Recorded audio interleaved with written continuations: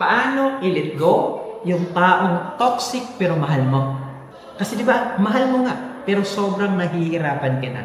I want you to think these three things.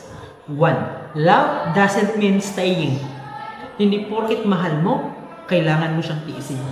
Ang pagmamahal dapat nagpapalakas, hindi nagpapabigat. Kasi minsan, kailangan mong piliin ng sarili nyo o ang sarili mo. Kahit ibig sabihin nun, kailangan mo siyang iwan. Kailangan mo siyang bitawan. Number 2, healing starts when you stop chasing. Ang paggaling mag-uumpisa lang kapag naghinto kang maghabol. Kasi habang hinahabol mo yung tao, paulit-ulit kang nasasaktan. Hindi mo mapapansin, sarili mo na pala ang nawawala. Sarili ninyo ang nawawasak. Kasi hindi nyo pwedeng ayusin. Ang tao ayaw magbago.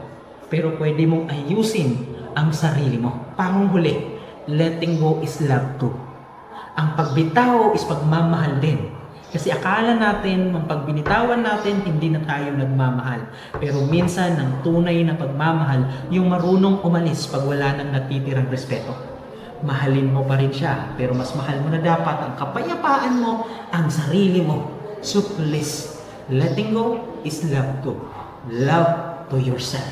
Kaya kung toxic na, kung masakit na, huwag nyo nang pilitin, huwag nyo nang habulin. Hindi nyo kailangang manatili para patunayan na marunong kayong magmahal.